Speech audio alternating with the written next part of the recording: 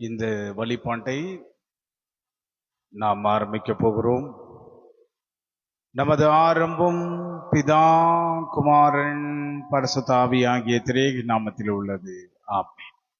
நாம் கண்களை மூடி ஆண்டவரை நோக்கி மன்றாடுவோம். கிருபையும் பரிசுத்தம் நிறைந்த கடவுளே, உடைய கிருபையே மீண்டும் ஒரு நாளில் வழியாக எங்களை நீர் ஆசீர்வாதத்தோடு ஆண்டவரை தந்தமைக்காக நன்றி சொல்கிறோம் சுவாமி.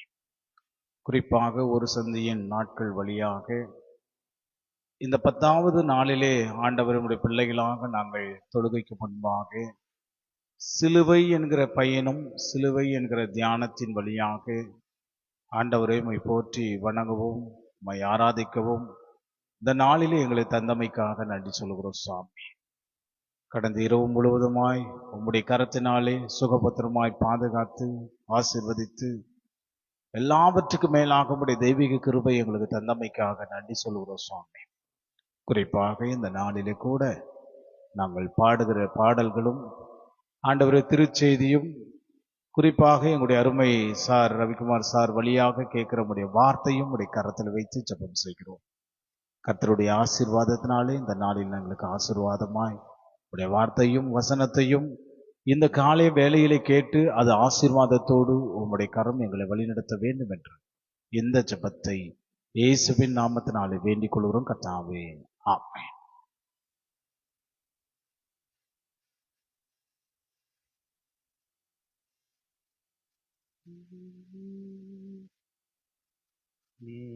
பாரித் கெத்சமனே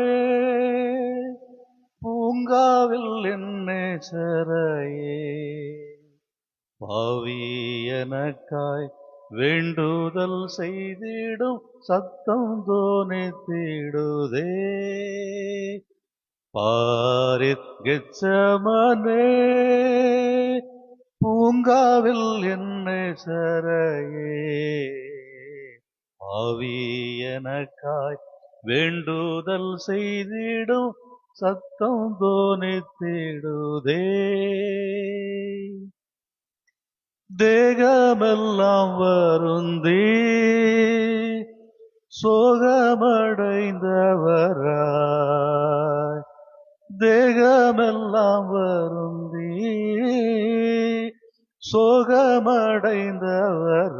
சோகமடைந்தவராய், தேவாதி தேவன் ஏகசூதன் படும் பாடுகள் எனக்காயே, தேவாதி தேவன் ஏகசூதன் படும் பாடுகள் எனக்காகவே. பாரித் கெத்சமனே அப்பா இப்பாத்திரமே நீக்கும் நின் சித்தமானால், அப்பா இப்பாத்திரமே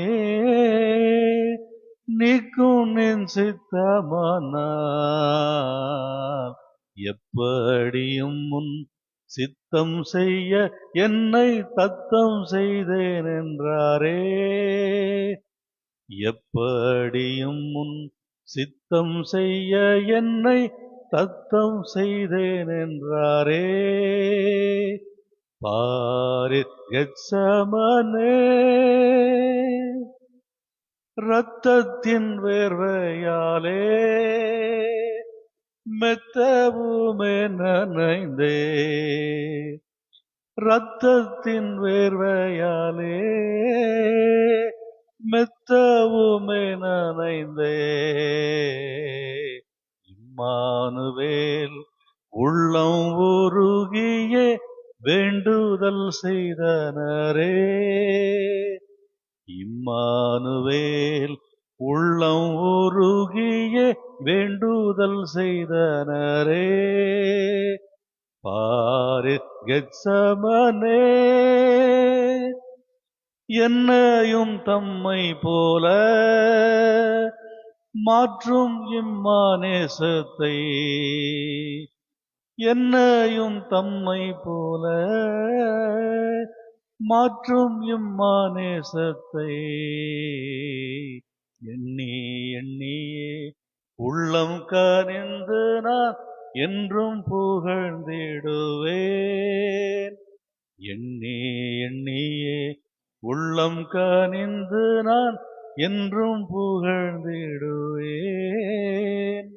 பாரு கெத்சமனே பூங்காவில் என்னை சரையே பாவி எனக்காய் வேண்டுதல் செய்திடும் சத்தம் தொனித்திடுதே.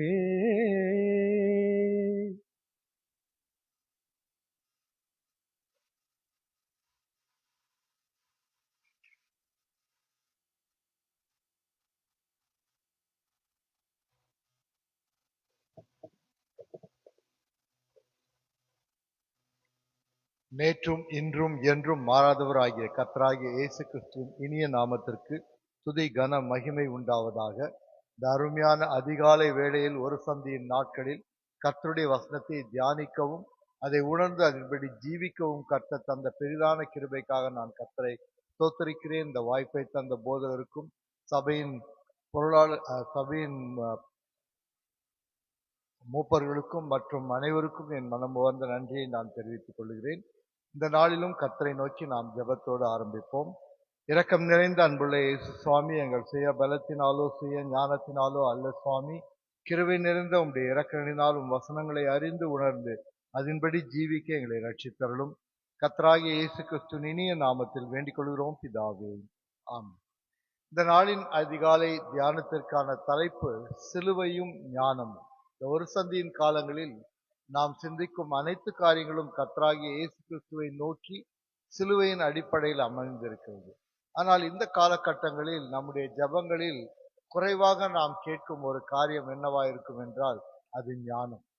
நாம் பல சமயங்களில் நாம் உலக வாழ்க்கைக்கு தேவையானதை கேட்கிறோம், பொருளை கேட்கிறோம், சுகத்தை கேட்கிறோம், சமாதானத்தை கேட்கிறோம், பலத்தை கேட்கிறோம். ஆனால் நாம் கேட்க தவறும் ஒரு காரியம் கர்த்தர் நமக்கு தரும் ஞானம். ஒருவேளை ஞானத்தை நாம் எப்பொழுது கேட்போம் என்றால் பரீட்சைக்கு முன்னதாக பிள்ளைகள் படிக்க உலக காரிய கல்விக்காக நாம் ஞானத்தை கேட்கிறோமே தவிர நம்முடைய அனுதின வாழ்க்கைக்கு கர்த்தர் நம்மை வழிநடத்த நாம் அந்த ஞானத்தை தேட தவறிவிடுகிறோம். இந்த நாளில் கர்த்தருடைய வசனங்கள் நமக்கு கூறும் அந்த ஞானம் சிலுவையின் அடிப்படையில் வரும் ஞானத்தை நாம் கேட்கிறோம். அப்படி பார்க்கும்போது இன்றைக்காக தெரிந்து கொள்ளப்பட்ட வேத வாக்கியம் 1 கொரிந்தியர் 1ஆம் அதிகாரம் 18ஆம் வசனம் முதல் 24ஆம் வசனம் மட்டும். 1 கொரிந்தியர் 1ஆம் அதிகாரம் 18ஆம் வசனம் முதல் 24ஆம் வசனம் மட்டும். சிலுவையை பற்றிய உபதேசம் கெட்டு போகிறவர்களுக்கு பைத்தியமாய் இருக்கிறது, ரட்சிக்கப்படுகிற நமக்கோ அது தேவ பலனாய் இருக்கிறது. அந்தப்படி ஞானிகளுடைய ஞானத்தை நான் அழித்து புத்திசாலிகளுடைய புத்தியை அவமாக்குவேன் என்று எழுதியிருக்கிறது. ஞானி எங்கே? வேத பாரகன் எங்கே? இப்பிரபஞ்ச தர்க்க சாஸ்திரி எங்கே? இவ்வுலகத்தின் ஞானத்தை தேவன் பைத்தியமாக்கவில்லையா? எப்படியெனில் தேவ ஞானத்துக்கேற்றபடி உலகமானது சுய ஞானத்தினாலே தேவனை அறியாதிருக்கையில் பைத்தியமாக தோன்கிற பிரசங்கத்தினாலே விசுவாசிகளை ரட்சிக்க தேவனுக்கு பிரியமாயிற்று. யூதர்கள் அடையாளத்தை கேட்கிறார்கள், கிரேக்கர் ஞானத்தை தேடுகிறார்கள். நாங்களோ சிலுவையில் அறையப்பட்ட கிறிஸ்துவை பிரசங்கிக்கிறோம். அவர் யூதருக்கு இடரலாயும் கிரேக்கருக்கு பைத்தியமாயும் இருக்கிறார். ஆகிலும் யூதரானாலும் கிரேக்கரானாலும் எவர்கள் அழைக்கப்பட்டிருக்கிறார்களோ அவர்களுக்கு கிறிஸ்து தேவ பலனும் தேவ ஞானமுமாய் இருக்கிறார். வாசிக்க கேட்ட அந்த அருமையான வசனத்தின் அடிப்படையை பார்க்கும்போது சிலுவையும் அதை சார்ந்த ஞானத்தை குறித்து கர்த்தர் மிகவும் தெளிவாக நமக்கு அதை போதிக்கிறார். நம்முடைய வாழ்க்கையில் ஞானம் என்ற வார்த்தை பார்க்கும்போது ஞானம் 3 அல்லது 4 வகையாக பிரிக்கப்படும். முதலாவது அஞ்ஞானம், இரண்டாவது விஞ்ஞானம், மூன்றாவது மெய்ஞானம், நான்காவது தேவஞானம். அஞ்ஞானம் என்பது ஞானமற்ற ஒரு வாழ்க்கை. உலக காரியங்களை தேடி அதில் சார்ந்து வாழும் பொழுது இல்லாத ஒரு காரியம் அஞ்ஞானம். விஞ்ஞானம் என்பது எல்லாவற்றையும் மெய்ப்பிக்கப்பட வேண்டும், அவை தக்க சான்றுடன் காண்பிக்கப்பட வேண்டும். நான் காண்கிறதை மட்டும் நான் விசுவாசிப்பேன் என்பது விஞ்ஞானம். விளக்கத்தை சார்ந்த ஒரு ஞானம் விஞ்ஞானம். மூன்றாவது மெய்ஞானம், தன்னை குறித்த அறிவும் தன்னை குறித்த மேன்மையும் தன்னை குறித்த உணர்தலும் உள்ள காரியம் மெய்ஞானம். நான்காவது மிக முக்கியமானதும் முதன்மையானதுமான தேவஞானம். இன்றைக்கு நம்முடைய வாழ்க்கையில் இந்த 4 காரியங்களுக்கிடையே தடுமாறி கொண்டிருக்கிறவர்களா இருக்கிறார். அஞ்ஞானத்திற்கு மேலாக விஞ்ஞானத்தை நாடி இந்த உலகம் இந்த காலகட்டங்களில் சென்று கொண்டிருக்கிறது.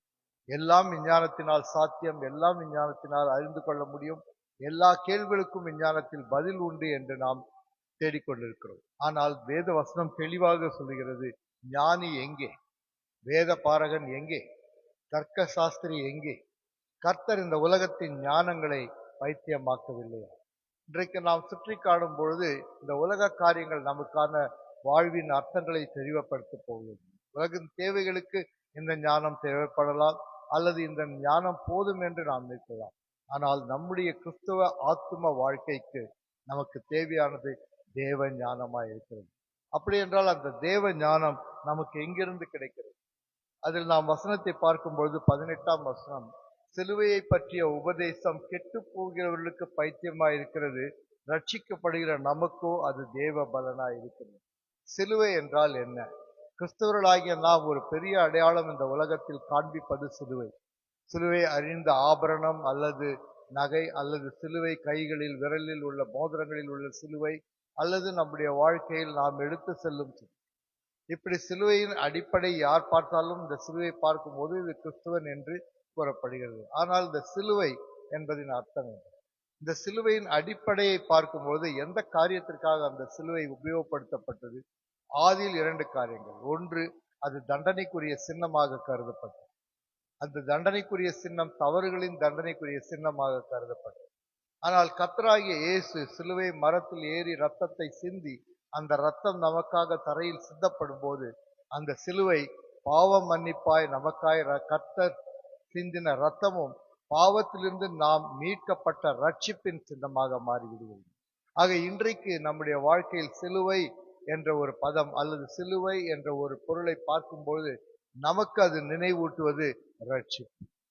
என்னுடைய வாழ்க்கை கர்த்தரால் காக்கப்பட்டது, அவருடைய தழும்புகளால் நான் குணமானேன் என்பதை வெளிப்படுத்தத்தக்கதாய் கர்த்தர் கட்டளையிடுகிற ரட்சிப்பு தான் அந்த சிலுவை. அந்த சிலுவையை பற்றிய உபதேசம் தான் நமக்கு ஞானமாய் இருக்கிறது. இந்த காலகட்டங்களில் நாம் ஒரு காரியத்தை மிகவும் முக்கியமாக பார்க்க வேண்டும். நம்முடைய கிறிஸ்தவ வாழ்க்கையில் அல்லது இந்த உலக வாழ்க்கையில் பார்க்கும் பொழுது ஒரு காரியம் மிகவும் முக்கியமாக இருக்கிறது. அது நம்முடைய வாழ்க்கையில் காணும் உபத்திரவங்கள். இந்த உபத்திரவங்களுக்கு காரணம் என்ன? இந்த உபத்திரவத்துக்கு கர்த்தர் தரும் விடுதலை என்ன? சமீபத்தில் ஒரு அருமையான ஒரு டைட்டிலை நான் பார்த்தேன். இந்த டைட்டில் ஆங்கிலத்தில் கூறப்பட்டிருந்தது, the suffering God. The suffering God, பாடுபடுகிற தேவன். நமக்கு தெரிந்த தேவன் உலகத்தில் ரட்சிக்கிற தேவன், சுகமளிக்கிற தேவன், பாதுகாக்கிற தேவன், காக்கிற தேவன், வல்லமையாய் வழி நடத்துகிற தேவன், எவ்வாறாக பல இரக்கம் நிறைந்த தேவன். ஆனால் இங்கு கூறப்பட்டது the suffering God, the God who suffers, the God who takes the pain. இன்றைக்கு நம்முடைய தேவனாகிய இயேசு கிறிஸ்து சிலுவையில் நமக்காய் பாடுபடுகிற தேவனாய் நிற்கிறார். அதுதான் இந்த ஒரு சந்தியின் பிரசங்கமும், அதுதான் நம்முடைய வாழ்க்கையின் அடிப்படை அர்த்தமும் கூட. அந்த பாடுகள் இல்லாவிட்டால் நமக்கு ரட்சிப்பு இல்லை. அந்த ரத்தம் சிந்துதல் இல்லாவிட்டால் நமக்கு அந்த மீட்பின் ரட்சிப்பு இல்லை. ஆபேலின் ரத்தம் அல்லோ, நாம திருவிருந்து காலங்களில் பாடும் பாடல்கள், ஆபேலின் ரத்தம் அல்லோ நீ செய்த அநியாயத்தை சொல்ல. அன்றைக்கு ஆபேல் சிந்திய ரத்தம் இந்த நிலத்தின் மேல் விழும்போது இந்த நிலம் சபிக்கப்பட்டதாய் மாறப்பட்டது. ஆதாமும் ஏவாளும் பழத்தை புசித்த பொழுது கர்த்தர் சொல்கிறார், உன் நிமித்தம் இந்த நிலம் சபிக்கப்படுகிறது, சர்ப்பம் சபிக்கப்படுகிறது, காயின் சபிக்கப்படுகிறார். சாபம் என்ற வார்த்தையை கர்த்தர் பிரயோகப்படுத்தினாலும் ஆதாமும் ஏவாளை நோக்கி கர்த்தர் சபிக்கவில்லை. அவர்கள் செய்த தவறுக்கான பலனை அவர்கள் அனுபவித்தார்கள். நீ செய்ததின் நிமித்தம் இந்த நிலம் சபிக்கிறார் கர்த்தர். ஆனால் ஆதாமின் வாழ்க்கையோ கர்த்தர் அவ்வளவையும் கொடுத்திருந்தாலும் அது சாபத்துக்குள்ளான ஒரு வாழ்க்கையாக மாறுகிறது. ஆனால் இந்த வேளையில் கர்த்தர் சிலுவையில் எப்படி ஆபேலின் ரத்தம் தரையில் சிந்தப்பட்டதோ அதே தரையில் சாபமாக்கப்பட்ட இந்த நிலத்தின் மேல் பரிசுத்தமான கர்த்தராகிய இயேசு கிறிஸ்துவின் ரத்தம் சிந்தப்படுகிறது. சிந்தப்படும் அந்த பரிசுத்த ரத்தம் சிலுவையின் உபதேசம். மிகவும் எளிமையாக கூறுவதென்றால் நம்முடைய பாவத்திற்காய் சிந்தப்பட்ட கர்த்தராகிய இயேசு கிறிஸ்துவின் பரிசுத்த இரத்தமே சிலுவையின் உபதேசம். அந்த சிலுவையின் உபதேசம் விசுவாசிக்கிற நமக்கு அது ரட்சிப்பாக இருக்கிறது. ஆனால் நம்முடைய உலக வாழ்க்கையை பார்க்கும்போது 21ஆம் வசனத்தில் எப்படி எனில், தேவ ஞானத்திற்கு ஏற்றபடி உலகமானது சுய ஞானத்தினாலே தேவனை அறியாதிருக்கையில் பைத்தியமாக தோன்றுகிற பிரசங்கத்தினாலே விசுவாசிகளை ரட்சிக்க தேவனுக்கு பிரியமாயிற்று. உலகமானது சுய ஞானத்தினாலே தேவனை அறியாதிருக்கையில், நாம் வாழ்கிற வாழ்க்கை சுய ஞானத்தை சார்ந்த வாழ்க்கை. படிப்பின் ஞானம், செல்வத்தின் ஞானம், புகழின் ஞானம், விளக்கங்களின் ஞானம், வியாக்கியானங்களின் ஞானம், நம்மை நாமே உயர்த்தி கொள்ள தேடும் வகைதான் சுய ஞானம். இந்த சுய ஞானத்தினால் நாம் தேவனை அறிந்து கொள்ள முடியாது. தேவன் கேட்கிறது என்ன? நறுங்குண்ட ஆவியும் நொறுங்குண்ட இருதயத்தையுமே கர்த்தர் நம்மிடத்தில் கேட்கிறார். அந்த ஆவி, அந்த எளிமையான ஆவி, தன்னை தானே கர்த்தருடைய பாதப்படியில் தாழ்த்துகிற ஆவி, அந்த ஆவிதான் தேவ ஞானம். அதனால்தான் கர்த்தர் சொல்கிறார், இவைகளை நீர் பாலகருக்கு வெளிப்படுத்தினீர், பெரியவர்களுக்கு வெளிப்படுத்தப்படவில்லை, பெரிய ஞானிகளுக்கு வெளிப்படுத்தவில்லை. ஆனால் கர்த்தர் இந்த ஞானத்தை பாலகர்களுக்கு, சிறு பிள்ளைகளுக்கு வெளிப்படுத்துகிறார். இன்றைக்கு இந்த உபதேசத்தின், இந்த செய்தியின் மூலமாய் நாம் பெற்றுக்கொள்ள வேண்டிய காரியம் சிலுவையின் உபதேசம். நம்மை நாமே தாழ்த்தி, நம் பாவங்களை அறிந்து உணர்ந்து அறிக்கையிட்டு பாவ மன்னிப்பை பெற்று திருந்தி வாழ கர்த்தர் நமக்கு கட்டளையிட்ட காலம் இந்த ஒரு சந்தியின் காலம். இந்த ஒரு சந்தியின் காலங்களில் கர்த்தர் நம்மோடு இருக்கிறார் என்ற விசுவாசத்தோடு அதிகாலையில் நாம் ஒருவேளை எழுந்த ஆலயத்திற்கு வருகிறவர்களாய் இருந்தாலும், அல்லது பல்வேறு இடங்களில் அமர்ந்த வண்ணமாய் ஜெபிக்கிறவர்களாய் இருந்தாலும், அதிகாலையில் கர்த்தரை தேடுகிறது எவ்வளவு பெரிய பாக்கியம். மரியாளும் மார்த்தாளும் அதிகாலையில் கர்த்தரை தேடி ஓடினார்கள். மார்க் 1:25 அதிகாலையில் கர்த்தர் எழுந்து மலையின் மேல் சென்று ஜெபித்து பின் தன் ஊழியத்தை தொடங்கினார். இன்றைக்கு கர்த்தர் நமக்கு கொடுக்கிற தேவ ஞானம் அதிகாலையில் கர்த்தரை தேடவும், அவருடைய பரிசுத்த இரத்தம் நம்மை சுத்திகரித்திருக்கிறது என்பதை விசுவாசிக்கவும் கர்த்தர் நமக்கு தேவ ஞானத்தை அருளுகிறார். இந்நாள் முதற்கொண்டு பரீட்சைக்காக ஞானத்தை தேடுகிறவர்களாய் அல்ல, உலக காரியங்களுக்காய் ஞானத்தை தேடுகிறவர்களாய் அல்ல. கர்த்தாவே, அனுதினமும் என்னை நடத்த உம்முடைய ஞானத்தை தந்தள்ளும். சாலமோன் அதை தான் கர்த்தரிடத்தில் கேட்டார். அவர் சொன்ன காரியம் என்ன? கர்த்தாவே, நானோ சிறு பிள்ளையாய் இருக்கிறேன், போக்குவரத்து அறியாதவனாய் இருக்கிறேன், இவ்வளவு பெரிய மக்களை நான் எப்படி வழி நடத்தக்கூடும்? எனக்கு ஞானமுள்ள உணர்வுள்ள இருதயத்தை தாரும் என்று சாலமோன் கர்த்தரை நோக்கி விண்ணப்பம் செய்யும் போது அது கர்த்தருக்கு பிரியமானதா இருக்கிறது. இந்த நாள் துவங்கி நாம் அதிகாலையில் எழுந்து நம்மை தாழ்த்தி முழங்கால் படியிட்டு கர்த்தரை நோக்கி, தேவனே, சொல்லும் அடியேன் கேட்கிறேன், நீர் உம்முடைய ஞானத்தை எனக்கு தந்தள்ளும், உம்முடைய சிலுவையின் பிரசங்கத்தை பகிர்ந்து கொள்ளவும், நீர் எங்களுக்காய் மரித்து உயிர்த்தெழுது எங்கள் பாவங்கள் எங்களுக்கு மன்னிக்கப்பட்டது என்பதை விசுவாசித்து இந்த பாவங்களை திரும்பி செய்யாதபடி நாம் ஜீவிக்கவும் நாம் ஜெபிக்க வேண்டுகிறவர்களா இருக்கிறோம். பெரிதான தீங்கு நேரிடாதபடி இனி பாவம் செய்யாதே என்று கர்த்தர் கட்டளையிடுகிறார். ஆகவே மறந்த பாவங்களை, மன்னிக்கப்பட்ட பாவங்களை திரும்பி நாம் சிந்திக்கப்படாதபடி, திரும்பி நாம் அதற்குள் விழாதபடி கர்த்தர் தாமே தம்முடைய பெரிதான கிருபையினால் வல்லமையாய் காப்பாராக. நிறைவாக 24ஆம் வசனம், ஆகிலும் யூதரானாலும் கிரேக்கரானாலும் எவர்கள் அழைக்கப்பட்டிருக்கிறார்களோ அவர்களுக்கு கிறிஸ்து தேவ பலனும் தேவ ஞானமுமாயிருக்கிறார். தேவ ஞானம் நமக்கு கூட கொடுக்கிற காரியம் தேவ பலன். இப்போ இந்த காலகட்டங்களில் உலகத்துக்கு நமக்கு தேவையானது தேவ பலன். ஏனென்றால் இன்றைக்கு ஒரு ஆங்கில பதம் உபயோகப்படுத்தப்படுகிறது. அந்த ஆங்கில பதம் ஸ்பிரிச்சுவல் அம்னீஷியா. ஸ்பிரிச்சுவல் அம்னீஷியா என்பது ஞாபக மறதி. அம்னீஷியா என்ற நோய் மறதியை குறித்த நோய். ஸ்பிரிச்சுவல் அம்னீஷியா என்றால் நாம் யார் என்று நாம் மறந்து விட்டோம். நாம் கர்த்தரால் இயேசு கிறிஸ்துவினால் தெரிந்து கொள்ளப்பட்ட பிள்ளைகள் என்பதை மறந்து விட்டோம். நாம் கர்த்தரால் பாவ மன்னிப்பில் ரட்சிக்கப்பட்ட பிள்ளைகள் என்பதை மறந்து விட்டோம். இந்த காலம் ஸ்பிரிச்சுவல் அம்னீஷியாவில் உலகம் சுற்றி திரிந்து கொண்டிருக்கிறது. நாம் நம்மை தாமே கிறிஸ்தவர்கள் என்று அழைப்பதில் மட்டும் போதாது, அதற்கு மேலாக நாம் கிறிஸ்துவின் பிள்ளைகளாய் இந்த உலகத்திற்கு வெளிப்படுத்தப்பட வேண்டும். கொலோசியருக்கு எழுதப்பட்ட நிருபத்தின் 1ஆம் அதிகாரம் 20ஆம் வசனம், அவர் சிலுவையில் சிந்தின இரத்தத்தினாலே சமாதானத்தை உண்டாக்கி பூலோகத்தில் உள்ளவைகள் பரலோகத்தில் உள்ளவைகள் யாவையும் அவர் மூலமாய் தமக்கு ஒப்புரவாக்கி கொள்ளவும் அவருக்கு பிரியமாயிற்று. அவர் சிந்திய இரத்தத்தின் மூலமாய் சமாதானத்தை அவர் நம்மை மட்டுமல்ல பூலோகத்திலும் பரலோகத்திலும் உள்ள யாவையும் தமக்கு ஒப்புரவாக்கி கொண்டார். அவருடைய நாமத்தை அறிந்து அறிக்கையிடுகிற யாவரையும் கர்த்தர் அழைக்கிறார். இன்று இந்த காலகட்டங்களில் உலகத்தில் கர்த்தராகிய இயேசு கிறிஸ்துவை அறியாத மக்கள் மத்தியில் நாம் சாட்சியாக நின்று கர்த்தர் நமக்காக ரத்தம் சிந்தினார், நமக்காக உயிர் தெழுந்தார் என்ற விசுவாசத்தின் உறுதிப்பாடோடு நாம் இந்த செய்திகளை பிரசங்கித்து கர்த்தருடைய ஞானத்தை பெற்றுக்கொள்ள கர்த்தர் நம்மை அழைக்கிறார். ஆக இந்த வேளையில் அனுதினமும் நம்முடைய ஜெபம் கர்த்தரை நோக்கி அமைய நாம் ஞானத்தை தேடுகிறவர்களாய் இருக்க வேண்டும். உலகத்தின் தேவைகள் கர்த்தர் கூறிய வண்ணம் மத்தேயு 6:31 கூறிய வண்ணம் முதலாவது தேவனுடைய ராஜ்யத்தையும் அவருடைய நீதியும் தேடுங்கள், பின்பு இவைகள் எல்லாம் உங்களுக்கு கூட கொடுக்கப்படும். ஆம், உங்களுக்கு தேவையானவைகள் உங்களுக்கு கொடுக்கப்படும். நீங்கள் கர்த்தருடைய ராஜ்யத்தையும் அவருடைய நீதியும் தேடுங்கள். அந்த ஞானம் இந்த நாள் முதற்கொண்டு உங்கள் வாழ்க்கையை நீங்கள் நடத்தி செல்ல ஏதுவா இருக்கும். கர்த்தருடைய பெரிதான ஆசீர்வாதம் நம்மேல் நிறைந்ததா இருக்கும். ஆகவே சிலுவையும் ஞானமும் என்ற வாக்கியத்தில் நாம் பார்க்கும்போது சிலுவையே ஞானம், வேறு எதுவும் ஞானம் அல்ல என்ற ஒரு மாபெரும் ஆசீர்வாதங்களோடு நாம் கடந்து செல்ல கர்த்தர் தாமே நம்மை ஆசீர்வதிப்பாராக. எல்லா புத்திக்கும் மேலான தெய்வீக சமாதானம் நம்மை கிறிஸ்துவுக்குள்ளாய் காத்து ரட்சிக்க கர்த்தர் தாமே நம்மை ஆசீர்வதிப்பாராக. ஆமென்.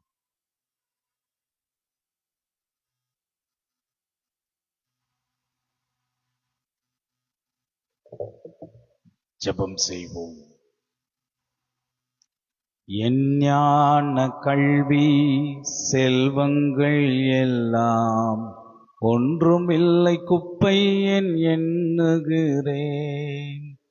என் நீதி நியாயங்கள் அழுக்கான கந்தங்கள் இன்றே உணர்ந்தேன். என் இயேசுவே, என் இயேசுவே, அனுதினமும் உம்மில் நான் வந்திடவே அனுகிரகம் தர வேண்டுமே.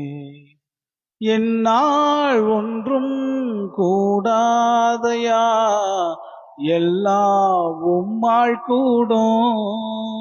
என்னால் ஒன்றும் கூடாதையா, எல்லாம் உம்மால் கூடும். அனுதினமும் உம்மில் நான் வளர்ந்திடவே அனுகிரகம் தர வேண்டுமே. கிருபை நிறைந்த கடவுளே, உம்முடைய கிருபையுள்ள ஆசீர்வாதமான இந்த காலை வேளையிலே அனுதினமாய் இந்த சிலுவையின் பயணத்திலே நாங்கள் கற்றுக்கொள்கிற காரியத்தையும் இந்த நாளுடைய தேவனுடைய ஆண்டவரை வார்த்தையும் எங்களுடைய வாழ்வுக்கு ஆண்டவரை நீர் கொடுத்த ஆசீர்வாதத்திற்காக நன்றி சொல்கிறோம் சாமி. உலக ஞானத்தை விட சிலுவை பற்றுகிற ஞானமே பெரியது. ஞானம் சிலுவையின் மூலமாய் கிடைக்கிறது. அந்த சிலுவையில் வழியாக நாம் பெற்றுக்கொண்டு வாழுகிற போது இந்த ஞானம் இந்த பூலோக வாழ்விலே நம்மை வழிநடத்தும் என்பதுதான். சிலுவை பற்றின உபதேசம் ஆண்டவரே கெட்டு போகிறவர்களுக்கு பைத்தியம் சுவாமி.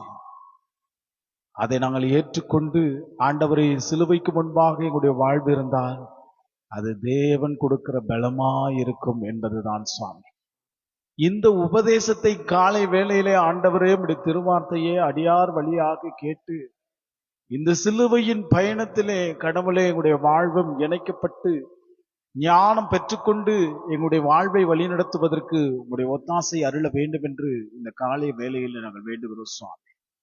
ஆண்டவரே, உம்முடைய வார்த்தையை செய்தி கொடுத்த டாக்டர் ரவிக்குமார் சாருக்காக நாங்கள் நன்றி சொல்லுகிறோம். உம்முடைய கரம் வழி நடத்தும் சுவாமி. ஆண்டவரே, இந்த நாளிலே இந்த ஆராதனையிலே உம்முடைய வார்த்தையும் வசனத்தோடு நாங்கள் கேட்டு ஆசீர்வதித்தோம். ஆண்டவரை ஆசீர்வாதத்தை பெற்றுக்கொண்டோம். குறிப்பாக ஆண்டவரே உடைய சபைக்காக நாங்கள் வேண்டுகிறோம். எங்களுடைய சபையினுடைய ஒவ்வொரு குடும்பத்தின் ஆண்டவர் உறுப்பினர்களையும் உடைய கரத்தில் ஒப்புவிக்கிறோம். இந்த நாள் ஆசீர்வாதத்தோடு தன்னுடைய பயணங்களில் ஆசீர்வாதமாய் இருக்கும்படியாய் தாங்க சுவாமி. கடவுளுடைய திவ்ய கரம் இந்த காலை வேளையிலே உம்முடைய வார்த்தையை வசனத்தை கேட்டுக்கொண்டிருக்கிறவருடைய வாழ்விலும் அது ஆசீர்வாதமாய் இருக்கும்படியாய் தாங்க சுவாமி. ஆண்டவரை காணொளி வழியாய் கேட்டுக்கொண்டிருக்கிறவர்கள், இந்த நாள் பயணப்பட்டு கேட்டுக்கொண்டிருக்கிறவர்களும் உடைய கரத்தில் ஒப்புவிக்கிறோம் சுவாமி. குறிப்பாக இந்த நாளிலே கூட எங்கள் திருச்சபையில் இருக்கிற அந்த குடும்பத்தின் பலவீனமாய் இருக்கிறவர்களுக்காக நாங்கள் வேண்டுகிறோம். கர்த்தருடைய தெய்வீக கரத்தினாலே நீர் ஆண்டவரை சுகப்படுத்தும்படியாய் வேண்டுகிறோம் சுவாமி. எங்களுடைய நெல்சன் ஐயாவுக்காக ஆண்டவரே, அதே போல திருமதி கவிதா காந்தராஜ் அவர்களுக்காக நாங்கள் வேண்டுகிறோம்.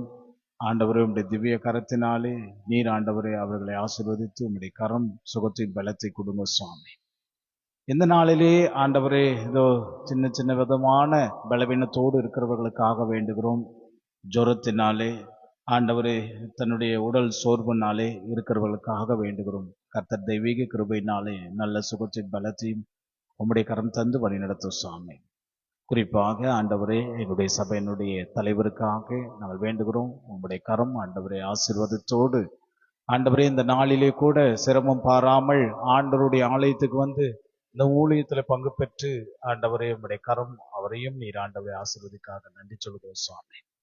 அதே போல ஆண்டவரே, எங்களுடைய சபையினுடைய செயலாளருக்காக பொருளாளருக்காக நாங்கள் வேண்டுகிறோம். ஆண்டவரே, கண்கடை ஹையர் செகண்டரி ஸ்கூலுடைய தலைமை ஆசிரியர் ஆண்டவரே ஜான்சன் சர்க்காக வேண்டுகிறோம். அவரையும் ஆண்டவருடைய குடும்பத்தையும் இந்த டெலிகாஸ்ட் செய்து கொண்டிருக்கிற போது உங்களுடைய கரம் அவரையும் நீங்க ஆசீர்வதிங்க சுவாமி. இந்த நாளிலே கூட எங்களுடைய டிபெண்ட் ஸ்கூலுடைய ஸ்டாஃப் ஒவ்வொருத்தரையும் உடைய கரத்தில் ஒப்புவிக்கிறோம். அதே போல ஆண்டவரே, இந்த நாளில் செய்தியின் வழியாய் கேட்ட ஞானம் இந்த நாளில் எங்களை வழி நடத்தும் சுவாமி. ஒவ்வொருத்தரும் உடைய கரத்தில் ஒப்புவிக்கிறோம். இந்த நாள் எங்களுக்கு ஆசீர்வாதமாய் அமைய நீ கிருபை புரிய வேண்டும் என்று இந்த ஜெபத்தை இயேசுவின் நாமத்தினாலே வேண்டிக் கொள்கிறோம் கர்த்தாவே, ஆமென். கர்த்தருடைய ஆசீர்வாதம் மாறாத கரம் உங்களோடு இருந்து இந்த நாளில் ஆசீர்வாதம் ஞானத்தோடு கடவுள் நம்மை வழி நடத்துவார் என்ற திட நம்பிக்கையோடும் கர்த்தர் உங்களோடு இருந்து வழி நடத்தி ஆசீர்வதிப்பாராக, ஆமென். என் ஆத்துமாவே கர்த்தரை சோஸ்திரி, என் முழுமை பரிசுத்த நாமத்தை சோஸ்திரி. என் ஆத்துமாவே கர்த்தரை சோஸ்திரி, கர்த்தர் செய்த சகல உபகாரங்களையும் மறவாதே, ஆமென்.